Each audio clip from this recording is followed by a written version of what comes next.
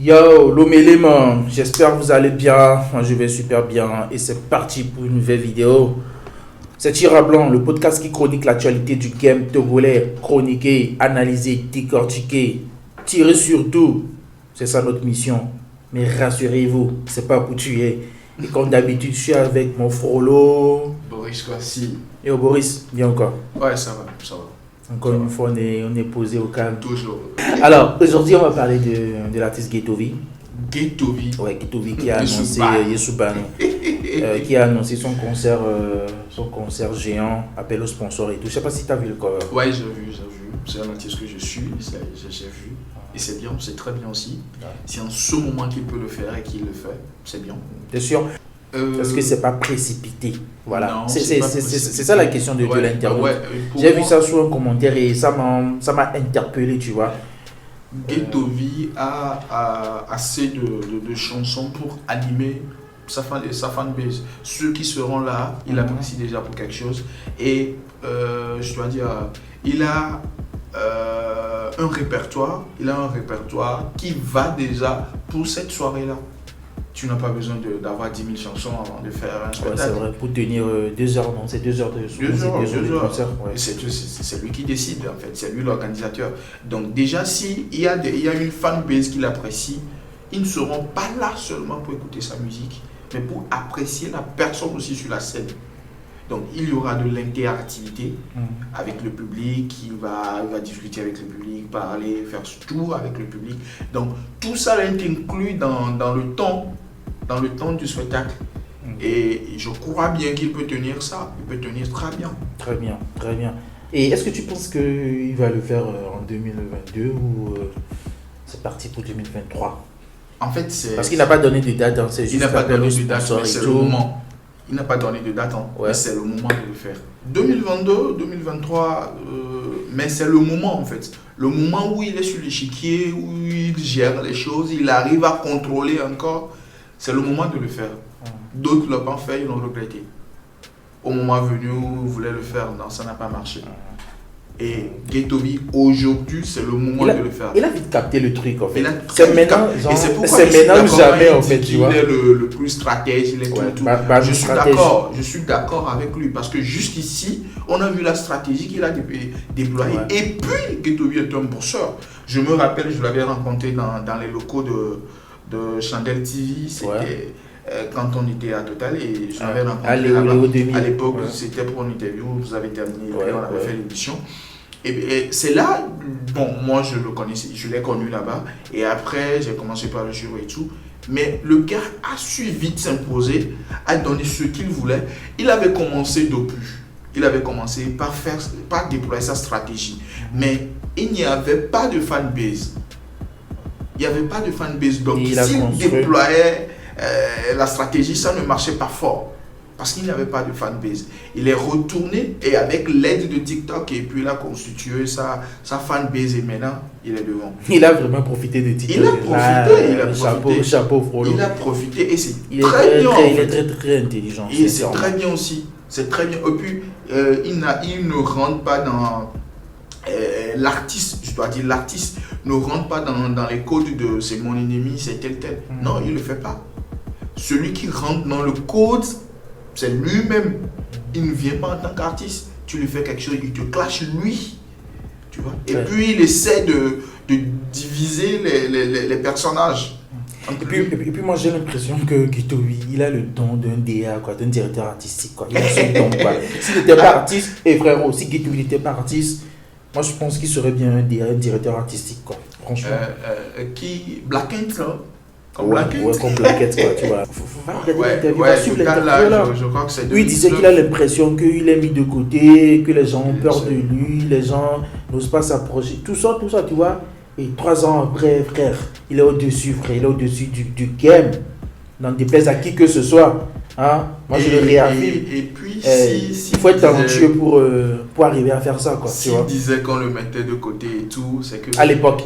Et je pense que c'est toujours d'actualité. Hein, moi, je dois dire une chose, c'est que l'identité du rap même, le vrai rap, c'est toujours mis de côté.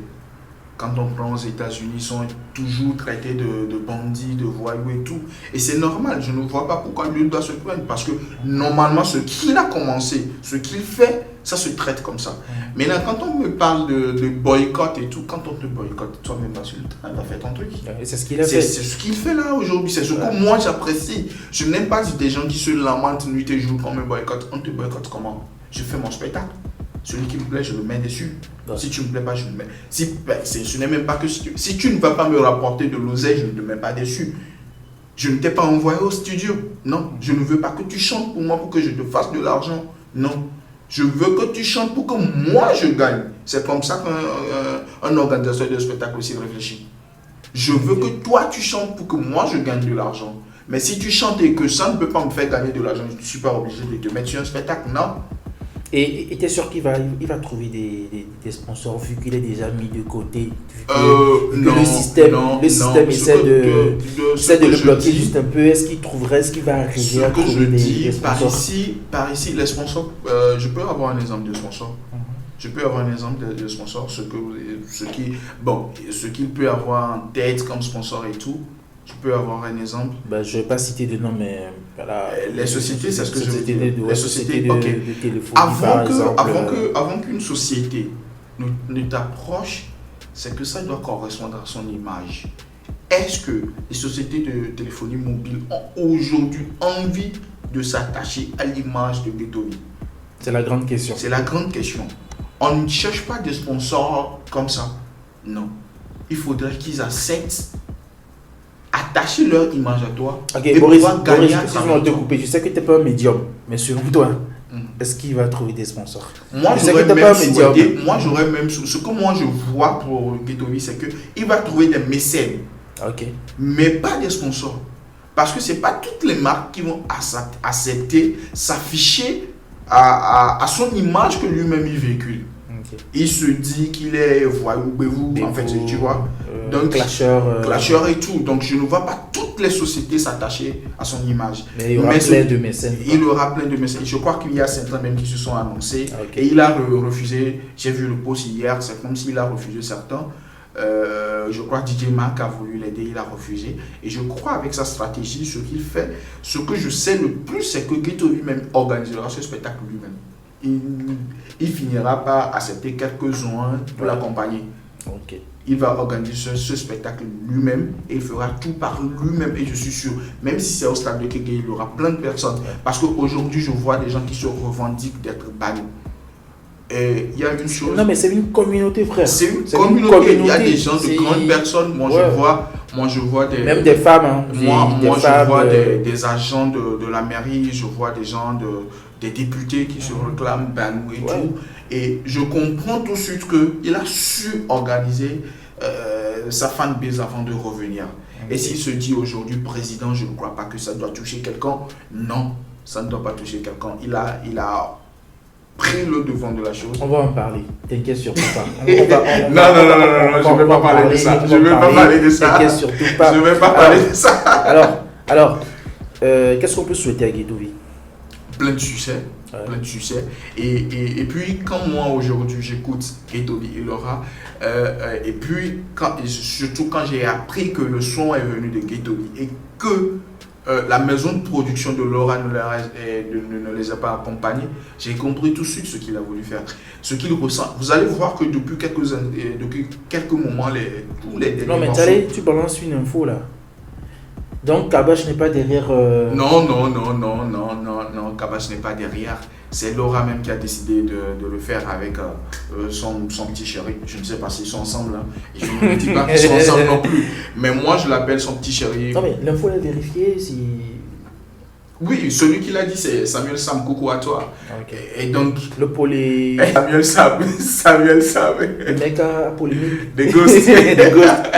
Donc c'est lui qui l'a dit, je le crois, je sais qu'il dit la vérité et tout. Donc Kabash n'est pas derrière, et bien même dans le clip et tout, tu ne vas rien voir de Kabash.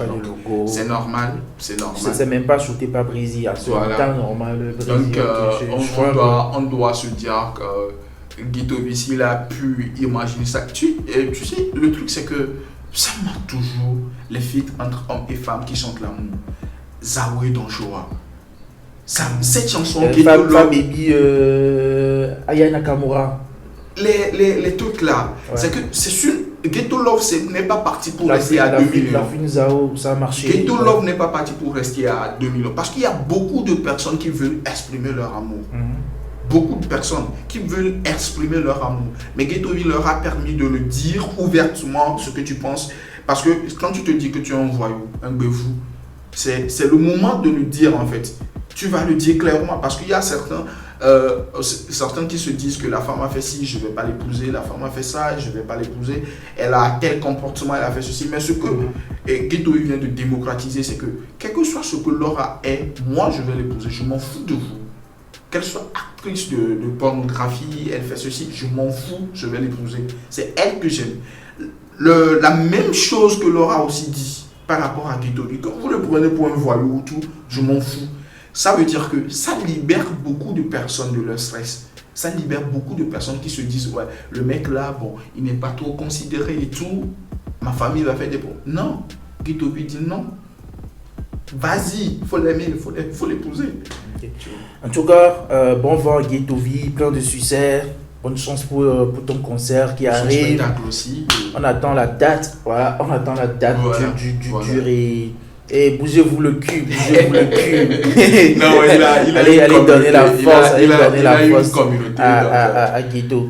Alors, abonnez-vous, c'est Chandelle TV sur Instagram, Facebook, YouTube. Qu'est-ce que je raconte? Allez, abonnez-vous, Chandelle TV sur Instagram, Facebook, YouTube, Twitter. Et à la prochaine. Je vous adore. Ciao. Boris, à la prochaine ou bien? À la prochaine. Héberger votre site vous paraît compliqué? CMediaHost vous propose des solutions clés en main, tout inclus pour lancer votre site en toute facilité. Nom de domaine, email personnalisable, logiciel de création des sites web préinstallés, espace illimité, assistance disponible 7 jours sur 7 et 24 heures sur 24 en cas de besoin et bien d'autres avantages. N'attendez plus pour lancer votre site web avec des solutions clés en main de CMediaHost. CMediaHost, notre expertise pour une expérience réussie.